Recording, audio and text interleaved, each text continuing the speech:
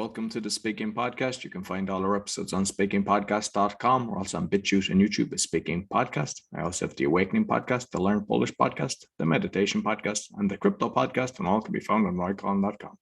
Today, my guest, fellow podcaster, please welcome Aaron Huey. Huey, you got it right. Yes. So, thank you so much. No worries. Before I get you to introduce yourself, because I just had asked yourself, and I think this is very interesting. You're standing. For those that are listening, so I'm just mentioning that. So you might explain why. Well, what I love doing, first of all, I have a lot of theater background. I was trained in one of the best acting schools in the world. I made it to their third year production company. I lived in Hollywood for a while and tried the whole Hollywood thing, which was absolutely not for me. I love being on stage, but I don't like being anybody else. So I really, really love being on stage. But the biggest thing about standing, especially when you're doing summits and podcasts, if people are watching the podcast, I think it brings a new energy to the show. I love being energetic. I'm an extremely energetic person. I'm very, very ADHD. So the standing serves a few things. Number one, most people sit. Now, what I want to talk about today, when I wrote to you and I was like, oh my God, I got to be on your show. I have this idea. And I've been doing this talk in other places called Stealing the Stage. And it's the energy that is brought when you are going to speak. You have to decide what kind of speaker you're going to be. Are you going to have the energy, or are you going to sit down? And your energy will sit with you. If you stand, your energy will stand with you. If you sit, your energy will sit with you. So I'm big energy. I have a very expressive voice, and that moves my body. And if I'm sitting in a chair, worst case scenario is you're going to hear my chair go the whole time. But best case scenario, sitting takes my energy down, literally pulls my energy down. So I got to stand. Second, and I mentioned this, I'm ADHD. I'm very, very hyperactive. And so when I stand, my body's moving. Now, later on, when I talk about what I actually do, you'll see I have to keep my body engaged in my process. The moment my body and my mind and my mouth separate, I'm lost as a human being. Third, I'm 52 years old, and being 52 years old, it's more than just eating healthy. It's more than just exercising. Sitting is the new smoking, and I can't afford. My children are 25 and 26 years old. I want to watch them grow old. I want to travel with them. I want to live to 130. I saw that in a news article recently where they said humans can live to 130. And I'm like, that's me. I want that, but I don't want to spend this part of my life. If this is my midlife, I don't want to spend it in a chair. I want to stand up. I want people to feel what I'm saying and who I am. That's why I'm speaking, is because I want to express, communicate, and connect. It's hard to do that from a chair. Beautiful. I love it. So next, you might introduce yourself to the audience. Well, thank you. My name is Aaron Huey. I'm in the United States. I'm in Boulder, Colorado. And you know, this thing that I do now, speaking, that's about 5 years ago, I realized, Aaron, you talk for a living. That's what I do. Now, it comes out in different ways, but at the end of the day, what I do is I talk for a living. The first success story I had on stage was in second grade, where I played one of Santa's reindeer, and I got a standing ovation. And I think at that point, my parents, as a very ADHD hyperactive child, my parents didn't know where to put me. But the moment I was on stage, this thing that I was going through with my hyperactivity and this diffuse awareness that I have and being hyper, was that I could read the audience. I could reach the audience, the ones in the back, the ones in the front. I could play to them because I could see them, and I could see them shift in their chair when they were bored, and I could hear them cough when they were bored. So I knew I had to amp the energy. So at second grade, getting a standing ovation, my parents were like, oh, he's a bard. Let's train him as a bard. And so I spent my life training for the stage, being in plays and community theater and school plays and stuff like that. But it was in high school where getting on the radio, I realized it was no different. than being up on stage. You just couldn't see the people, but you had to pretend you could. You had to listen to your own voice and reach through the radio and grab them. And that's when I was in high school. And then after high school, I went to acting school. And I went to the American Academy of Dramatic Arts, the California campus. This is where Robert Redford and Liza Minnelli, Danny DeVito, a lot of big name stars had gone through the years, classical actors as well. And I wasn't much for classical acting. I have to say, I wasn't much for acting at all. But man, did I love what they taught us about being able to feel them while they feel you. And that, as much as I hated acting, and when I left Hollywood, it was under the worst circumstances. I was addicted to drugs. The Whittier earthquake had hit, the Rodney King riots had hit, and I left Hollywood under the worst circumstances. But then I started teaching martial arts. And then I started training other officers in our security officer firm how to do non-lethal restraints and non-pain compliance restraints. And it wasn't what I was teaching, it's that I was teaching. And that teaching thing never died. When I got sober from drugs on May 21st, 1998, I really took my work in recovery very, very seriously and helping teenagers. And in 2004, we started kids camps and teen camps, like summer camps. And in 2009, I started a mental health treatment center for children. It was residential. They would live with us for at least 4 months. I closed that program 5 days ago due to insurance issues here in America with fire insurance. My property is located in the mountains, and there's a lot of fires. And the insurance went up to a unreasonable amount of money to continue operation. But my whole life for the past, 52 years, according to my mother, every time I would sit as an infant, anytime she would put me in someone else's lap, I would change who I was for that person to get that feedback. I desire the feedback. As you and I are speaking right now, and I can see you on Zoom, my hyperactive brain is watching your micro expressions and your whole body language. And that's so important to me. Now, it comes from a suffering. I never knew my biological father. Not a lot of kids liked me when I was younger because I was hard to get along with, being so hyperactive. And so I was constantly vigilant to whether or not I was acceptable. But in now, this far ahead, I've learned how to utilize that to become a better and better performer and a speaker and a podcaster. And yes, an actor. I got back into movies. I finished a film 2 years ago, right before COVID hit. There was a play that I did with my mother after years of not being on stage with her. So this speaking thing, the tricks and the tactics that I have found, especially in the last 15 years, has made me a lot of money, has helped me gather a huge following, a massive mailing list, and my podcast, which is for a very, very niche market, has got me on other people's stages.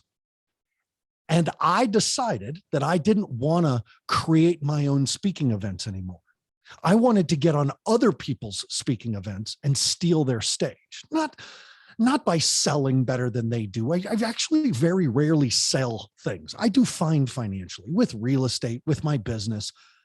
But when I get on other people's stage, I want to walk off and I want the next person to go, crap, I got to follow that. I love that. That is my favorite thing. When I hear somebody get on and they're like, well, I'll try to follow that. And I'm like, yeah, that stage is mine.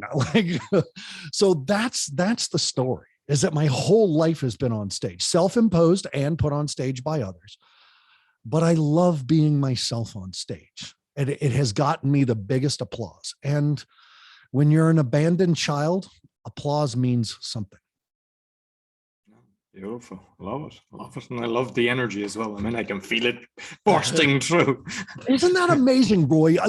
We a lot of people complained that this Zoom thing didn't feel like connection. I don't feel any different. if I have 400 people on a big, and I've done talks all over the world on Zoom, and I had 400, 700 people in these tiny little boxes, I can see how I'm doing based on how they're reacting. When somebody clicks off their screen, I notice and I say their name, and that makes them click back on. Like there's tricks to this. If you want to keep someone's attention, you've got to know how to steal the stage. You got to know how to own the space once you're up there. And that's what I wanted to tell your listeners today. Is just some of the things I've found in the past 15 years on how to steal someone's stage. Yeah, I think it's actually something that I'm actually looking forward to hearing. But it just, because there's a few things you mentioned there that are fascinating. One, it must have been beautiful to be able to do a theater with your mother. That must be something, that like, that's a wonderful thing to be able to do. I did a lot of theater with my mom when I was a kid, when I was a teenager. She and I were both very involved in the community theater. She would direct a lot of the plays. I would act in a lot of the plays, a lot of musicals as well. And sometimes she would play my mother on stage. Sometimes we'd have parts that didn't interact, but my mother and I share the love of theater and thespians. And after I retired from acting, it was about 20 years later that she said, "Hey, our theater is doing a theater competition and there's a perfect part for you." And it was about a son at the airport whose mother, well, you don't know that she's the mother. What you know is that she's an old lady who's showing this young girl all these pictures of Italy. But this older woman has Alzheimer's, and the young man keeps interjecting, and the young woman keeps saying, "Mind your own business, leave it alone," because the old woman doesn't recognize him. But then at the end of the play, you find out that that's her son. So it was great, and we won. So that was even better. It was the Colorado Community Theater Association annual contest, something, CCTC, like community theater something, I don't remember, but we won the award for best play. So that was fun to get back up on stage and then win an award in the state of Colorado. That kicked ass. Yeah, impressive. No, nice to win an award too with the mother. And with always nice to get the applause. No, brilliant. And you mentioned about the martial arts. Just curious, what martial arts were you doing? Sansu Kung Fu. I had started in Japanese jiu-jitsu and karate as a very young kid at 12 years old. Martial arts has always been a cornerstone of my life, even in my drug addiction. And it just so happens, and this is a steal the stage moment that I will talk about later, I've recently been hired by the United States Martial Arts Hall of Fame to create 2 instructor courses. And that was one of those steal the stage moments. How I interacted with the president of the Martial Arts Hall of Fame got me a job I could have never dreamed of. So I said yes. And now I got to figure out how to do it. But I mean, there are plenty of martial arts in this world, all much, much, much better than I am. But my screensaver behind me is my international martial arts team. I'm looking at Grandmaster, Master Jeff, Master Bala, Grandmaster Michael Liu, Sifu Shane, and myself. And we have an international martial arts team and a national martial arts team that we do speaking events together. And so we use martial arts on stage. People don't forget us. That's because we stole the stage. And that's not our stage. Other groups hire us to come teach our event at their event. And I did Kung Fu for about 6 years. I love Kung Fu. And I was which style? I don't know what style it was, because the guy was doing ninjutsu as well. We were doing all kind of, it was more a lot of street fighting stuff. And they'd attack us with a sword, and you had to break roll over the sword, and nice. run along on the beams, the gymnastic beam, and he'd batter tennis balls at it and tell us it was like Death Stars. just all crazy stuff. And like they'd be jumping on our stomach, you'd have to lift your leg 6 inches off the ground. They jump from stomach to stomach and just hitting us and everything. But it's weird. I mean, I hadn't done it for years, but I remember everything. Yeah. Like a headlock, how to get out of a headlock and all this kind. It's just, we've done it so many times. It's just in my DNA. Yes. And my youngest child now, he's 7, and I'm just showing him a few different things. Someone pulls your hair, if someone does this, if someone does that, just to be aware. Yeah, I love it. Been teaching kids now for about 30 years. I love martial arts, Sansu Kung Fu, and actually ninjutsu or Nimpo Taijutsu. That's what I studied when I lived in Japan under Grandmaster Masaaki Hatsumi, the 32nd Grandmaster of ninjutsu. Oh, brilliant. And like as you said, you mentioned it helped you, and like I think you're very present. I mean, I'm very late to the table with getting over the fear of public speaking. But I never had a fear when I was doing martial arts. I'd be screaming away and I'd be doing the cat. I'd be, we were even on TV and everything. And that didn't faze me. No. So it like for those that are really afraid, I think it's very good for people. Roy, you've actually stumbled on the first thing when we talk about how to steal the stage. Okay, when you talk about that fear, and the other thing, people are more afraid of public speaking than be attacked by wild dogs. Oh, bullshit! Like this is, I've recently been bit by a dog and had surgery or stitches and everything. Like, it's terrifying. But here's the thing: when you're truly talking about something that you're passionate about, that's a different energy. When you're doing something you are passionate about. I got my booster shot yesterday. I am not feeling well, but I love speaking. So you're getting my full energy, because in this moment, I get to talk about what I love. I get to express who I am and how I do Aaron. And that will come through, not the lethargy of having a booster shot, or that my arm hurts, or that I'm sweating because I just went from the gym. This is what I love. So number one, be passionate about what you're talking about. Now, if you have to give a presentation on something that you're not passionate about, I get it. We all have had to do that.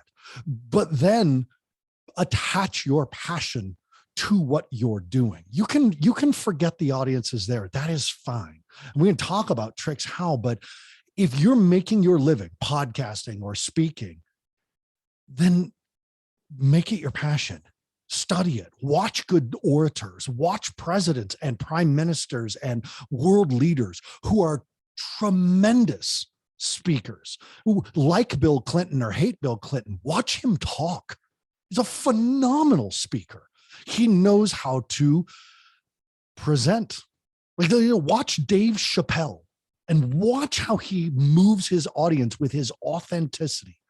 It's about the passion. And when I interview people on my podcast, they say, what should I talk about? My answer is always, I will do a show on anything that you are excited to talk about, because your passion sells.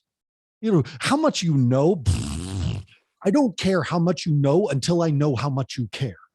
Right? That is the key to what you're talking about. I care about helping people, getting up on stage and stealing other people's stage. I love the idea of someone saying to you, oh, I have to go after Roy. Oh, God, he was so good. That's bragging points. Now, whether they're getting paid more or not, that's just a matter of time. That's just time in. Just be better. Be passionate about what you're talking about. So that's number one, first and foremost. If you don't like what you're saying, don't say it. And you mentioned like on the Zoom, whether there's a couple of hundred and you'd call somebody out. What are the tricks? Because I mean, like the world is kind of, we're in a virtual world now. There's very few places that are allowed to open or have big events. So as much as you can share on that, because I'm loving what you're sharing already. I love opening the chat in a separate window so that I can see the chat as things are going on. I love putting it on gallery, like with Zoom, when you put it on gallery and you can see everybody. Watch the movement. If they're holding still, it doesn't mean that the screen has frozen. It means that they're listening, right? When you say something funny, see how much teeth you can see, because just expand your vision. When we get up on stage, we tend to tunnel vision. This is trick number two. Expand your vision. Expand. We call it owl eyes. In outdoor survival, you call it owl eyes. Owl eyes are when you take what you're looking at and you expand out. So you're actually, I can see my fingers and they're at the sides of my head. I can see my fingers wiggling. That's how much I can actually see. Now, being ADHD, what that means is that everything within this 180 degrees is very, very, very important. That bird that just flew by, talking to you, this light right here and the wrinkled screen, my computer down here that's showing me the same thing I see, I can see it all. Now, having an ADHD brain means that it's all important. So expand your vision, take in the whole audience, take in the whole experience. And it's easier to do that in your chest than it is in your eyes. Trust what's going on in your chest. And I'm not just talking about your nervous pounding heart. The authenticity in speaking to other people, whether it's on Zoom, we like to say, oh, we're just totally disconnected. No, we're not. No, we're not. Roy, have you seen any of those videos online where kids or adults are staring at a gorilla or staring at a monkey and the monkey staring back, and then all of a sudden the monkey throws poop at them? Like it's out of the blue and everybody's screaming and disgusted. How come you didn't see the monkey pooping in his hand? What were you staring at? Like, that's the tunnel vision that I'm talking about. When I'm up on stage and I am looking at 400 people, I'd be willing to bet I could find someone pooping in their hand before they threw poop at me, right? You've got to pay attention to the language of your audience. How are they feeling? Are they enjoying it? Is there shifting in the chair? That's owl eyes. That's the vision. That's the experience in your chest, not what you have to say in your head.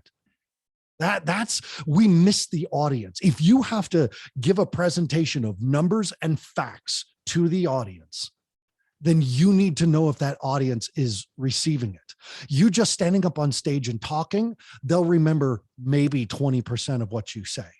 How do you get those numbers up? How do you get audience retention up? Well, one of them, Roy, is I use your name.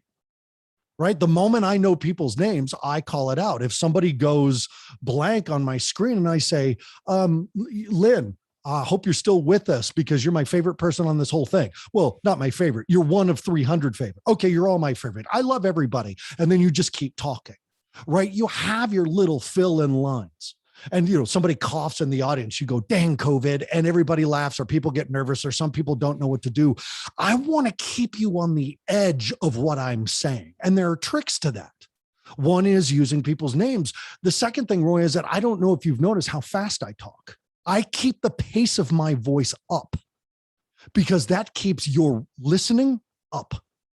The moment that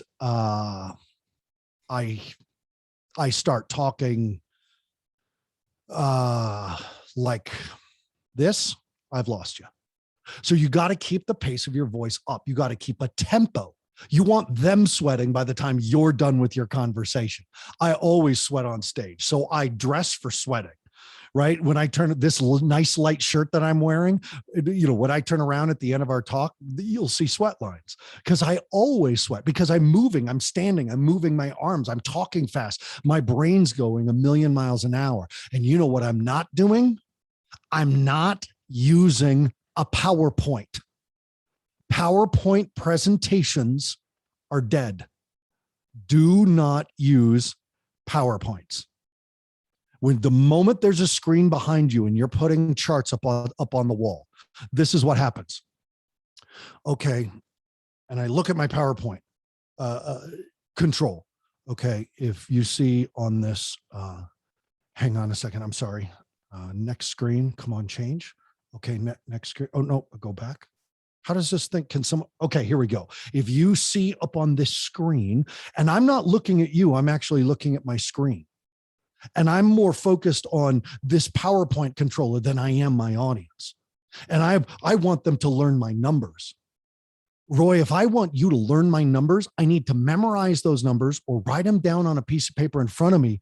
And I need to put them on a big yellow pad because it is better for me to take the time to write down 76%.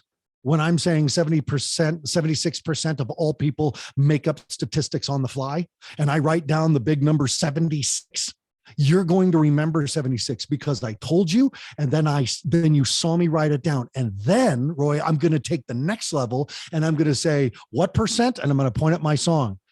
And somebody in the audience will go 76%. And I'll say, everybody, what percent? And everybody goes 76%. I said, turn to someone and tell them it's 76%. And they all say 76%. And they're laughing. And that's called a state change. And I got to know, and this is my fourth tip, know when to put in your state changes.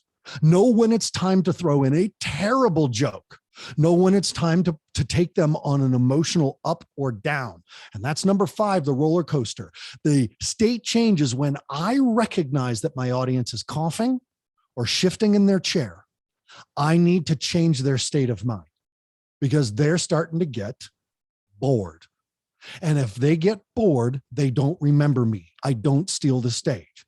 So the moment I feel in my chest the energy go down, that's when I pull out my joke card of terrible dad jokes and say, even if I'm nervous, I think this is a good time for a terrible dad joke. Knock, knock. And everybody goes, who's there? And the laughing starts. And you go, I forgot the rest of the joke. Okay, back to my point. And everybody titters and giggles and shifts in their chair, but I took them back. Whether the joke is good, whether the joke is bad, whether I purposely don't finish the joke and say, I'll tell you the rest if you pay attention. And then they all laugh, right? That means that in that moment, their energy's popped up. And if I really want them to pop up their energy, I tell them to stand up. Everybody, please stand up. And everybody stands up. I'm like, come on, get up, stretch that back, lean forward to the side, turn next to someone and give them an air high five and say, you are amazing. And they do it. And then they sit back down and they're all smiling. They won't remember what you say. They'll remember how you made them feel. As a podcaster, we have to know this. We have to know that how our audience feels is more important than what we say to them, because they're not going to remember. What they're going to remember is, oh, that was a good show. What was it about? I mean, he was just talking about, and they'll pull something, they'll hear words, but they're remembering how you made them feel. So you got to keep that feeling. So this aspect of the state change, we call this the roller coaster, which is number 5. I got to know when to talk about statistics or facts or tell a story that makes you sad or mad. And then I've got to know how to bring you out of that. I've got to strategically take you on this emotional trip because, again, they will not remember what I say. They'll remember how I made them feel. It is going to be more important for them. All those commercials with starving dogs or starving children. We don't remember what those commercials say to us, but we remember those commercials because of how they made us feel. That's the key to this emotional up and down roller coaster. And even if you are just doing a dry talk, give your audience an emotional experience. You see, me just talking about starving dogs or starving children, it brings an energy to this, and I can reflect that energy in my voice. Then I got to know how to pull you out of it because I got to keep you along with me. Number 6, body language. And just on that, I think Facebook should actually hire you for their next shareholders meeting, because I heard, it's dropped a lot from what's happened recently. So if you're going to, release the figures and then bring them back up, they'd be happy with you.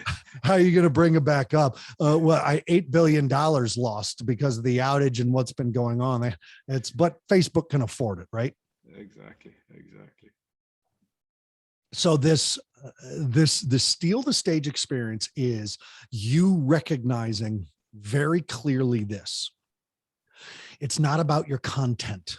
It's about your context. How you perform the experience is more important than what you're saying.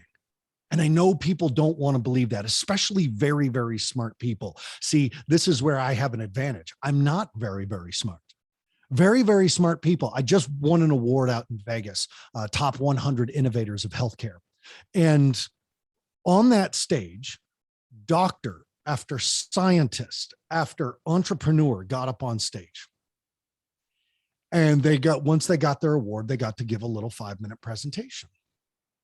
And there were people also up there giving speeches, pitches, in hopes to raise some money for some brilliant medical invention.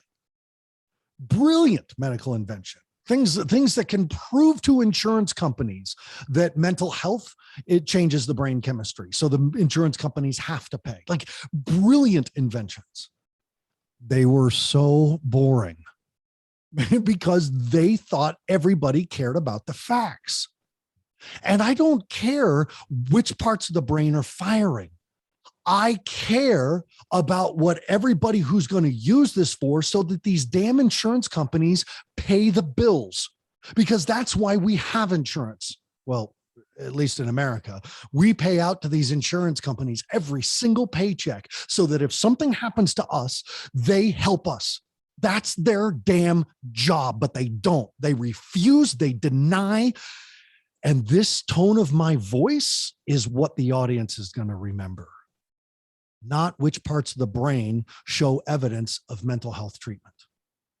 They're not going to remember that. I'm not going to remember whether you said amygdala or epiglottal. And I know the epiglottal has nothing to do with the brain. The prefrontal cortex versus the limbic versus the amygdala and the amygdala timeline. But what I remember is this doctor standing up on stage, feeling what I feel and making me angry about these insurance companies who are not doing their damn job, what they said they would do. And now my child's suffering for it. That's what I'm going to remember. I'm going to remember their product because they made me pissed and I need what they have. When laundry soap on TV is an emotional pull, that's psychology. And psychology sells. Facts don't sell. 9 out of 10 doctors smoke Camels. Like, that's not a fact, that's a feeling, because they talked about Camel's smooth taste. It stimulates your T-zone. What the hell is a T-zone? When you're watching a McDonald's commercial, and this happened like 10 years ago, and they said chicken nuggets are 100% tender. And I was like, 100% tender? What does that mean? What does tender mean? Books are tender. If I chew them long enough, I can tenderize a book. 100% tender, they're trying to make me feel like it's healthy by saying 100% and tender. Those two words have nothing to do with each other. It's an emotional pull. Don't you hate it when your floors are a sticky mess and everybody's like, yeah, I hate it. Well, this works better than that. No, it's probably the same thing, just a different color. But they got me with the feeling. Now, the other thing, and I didn't do it here, but hang on a second.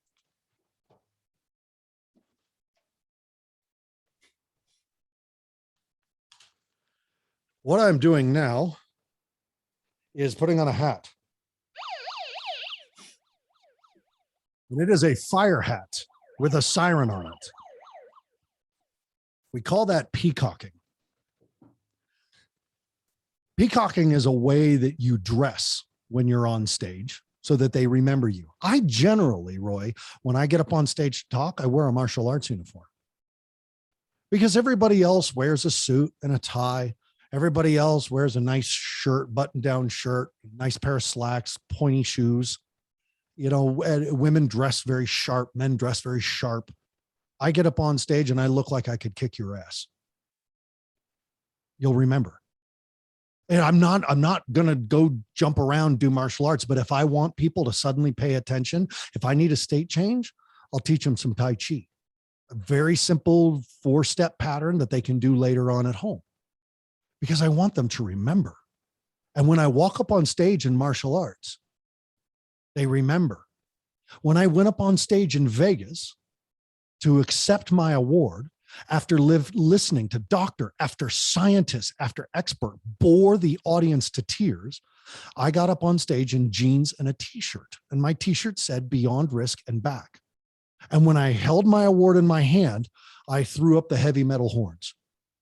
And the audience laughed so much that as I turned to leave stage, they pulled me back up on stage because the photographer wanted to make sure he got the picture right.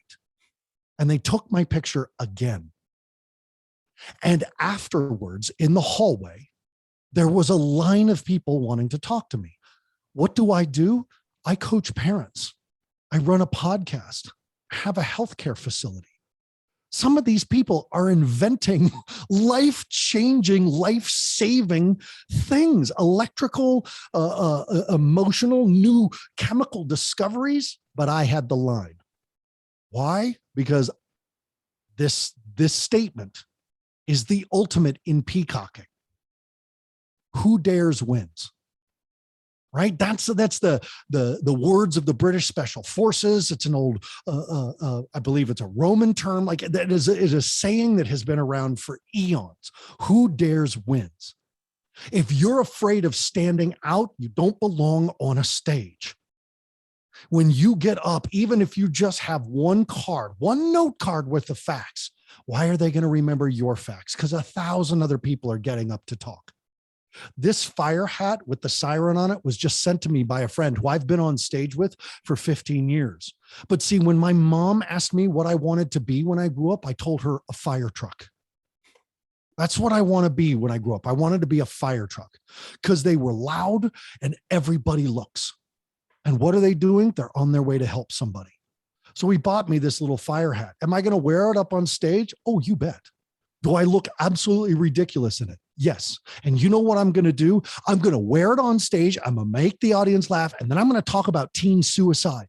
And I'm going to talk about self-harm. And I'm going to talk about kids who steal the cars. And I'm going to talk about kids who overdose on fentanyl. I'm going to talk about the anxiety rate. I'm going to talk about how to parent these kids. And every now and then, when I need a state change, I'm going to put the hat back up on my head and I'm going to make that sound because they will remember. And I will have them anchor that sound in such a way that every time they hear a siren, they'll remember what I taught them. That's called anchoring. So give your audience, I think we're on number 62.7 of my tips on how to steal the stage. You have to give them something to anchor to you, a phrase, a sound, a ringing of a bell, a funny hat, a bad joke that you try to tell 6 different times in different voices to see if it's funnier. It doesn't matter, but give them something to remember you by. Your facts, I'll say it again.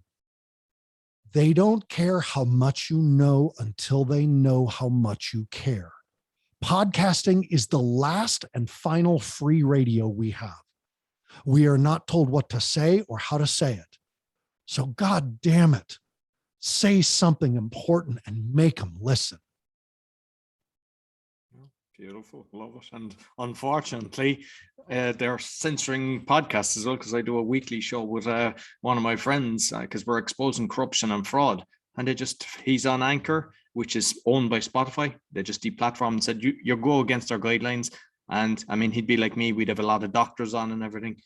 And so hopefully it's a once off, but just to be aware, they're coming after podcasters, it looks like, as well.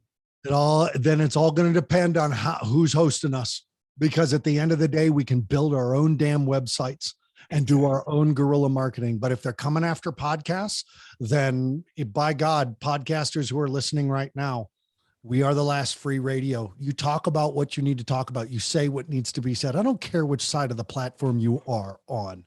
In my country, we are supposed to have free speech. We are guaranteed that right. And so every time they find a way to take one little sliver away, we got to find another. And right now it's podcasting. Use it before we lose it. Absolutely. And there's one thing, because you mentioned it just previously, about the teens and everything. And I've read that about, and I know you're doing, and it's something that I love when a speaker, especially a very talented speaker, uses their skill set to help others, because not everybody does that. And what you mentioned, teen suicides and everything, I mean, I've witnessed a lot of that growing up with, it's all hidden, because unfortunately a lot of the time they don't want to put the parents at shame and everything. So a lot of people don't even know the numbers, they just assume that by accident and everything, because they don't want it down on the death cert. But I commend you for actually what you're doing, and the charity that you're doing a load on that. And you might just talk a bit about that, because Sure. I know it's a little switch, but it's extremely important. It's important to me, and I know it's passionate, for yourself as well. What I've decided to spend my speaking skills on, if my speaking skills are a fiscal commodity, where I choose to spend that time and where I choose to spend that talent, is helping parents whose teenagers are really struggling. That's what I mean by having a niche market, right? I'm not a parenting coach. I'm a coach for parents of teens who are struggling. And that narrows my market very small. I've had a #1 international podcast with downloads that are nowhere near other people's number one podcasts. There are parenting podcasts with way more downloads than mine. But my niche market comes to me, and they follow up with me on Facebook, and they follow up with me on the phone. So as you are, my next and last tip is that when you are finding the thing that you are there to talk about, find your niche market, that special topic, that thing you're passionate about. Find the people who really, really want to listen to you. That's your easy crowd. Start there. But I have spent the last 20 years helping parents with children who are really struggling. And I don't mean like my toddler is throwing chicken sticks on the floor. No. I'm talking about my kid stole my car, crashed it. He was completely drunk and almost OD'd at the hospital. And now he's in an acute unit and they're calling it an attempted suicide. What do? I want to work with those parents. I want to work with parents who, well, quite frankly, just like the hat, are in need of emergency services. I want to work with the parents who call me and say, my kid just came to me and showed me the cuts on their arm. They're really deep and I'm terrified. I want to help that parent. I want to find the experts for those parents because you're right. The sickness, Roy, is the secret. The secret is the sickness. This would not be a problem if we would just talk about it and bring it out into the light and let everybody see that it's not affecting that person that you don't know. It's your family. It's your neighbor. It's your neighborhood. When I was getting sober, I remember me and this other guy in a 12-step room were yapping back and forth on Clinton and the Bosnia conflict and, the new world order, one world government, conspiracy, blah, blah, blah. I'm a Freemason now, by the way. So I got over that whole conspiracy bit and then have moved into actually being a practicing Freemason. But at that time, we were talking at, Clinton's part of the Trilateral Commission and blah, and this Bosnia conflict. And I asked my sponsor, I said, what do you think about what's going on in Bosnia? And he said, I don't. I think about what's going on in my neighborhood because I can affect that. I think about what's going on in my home. I think about what's going on in my heart because I can change that. And that's how this work with teens started. Is number one, I was one of those teens that struggled in silence. I was sexually assaulted. I was abandoned by my father. I was mercilessly bullied as a young child. And this was back in the 70s. And that when I grew up, all those things that happened led me to try to find a way to escape the pain that I was in. And that was drugs and alcohol. And that ruined my life. And I ruined other people's lives. So in my 12th step, my eternal 12th step, and the 12th step means is I take the message of hope to other people who are struggling. Working with parents seemed to make the most sense because I was not broken. As an ADHD, abandoned, sexually assaulted, bullied child, I was not broken. I was the result of a broken system. And you can't punish the result of a system. You have to change the system. And changing the system means I've got to work with parents because parents can change the system, not a child.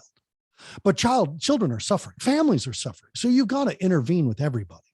But you have to teach the parents even if the kid's in the top treatment program, I will tell you, parents, if you're listening, if you're a parent and you're listening,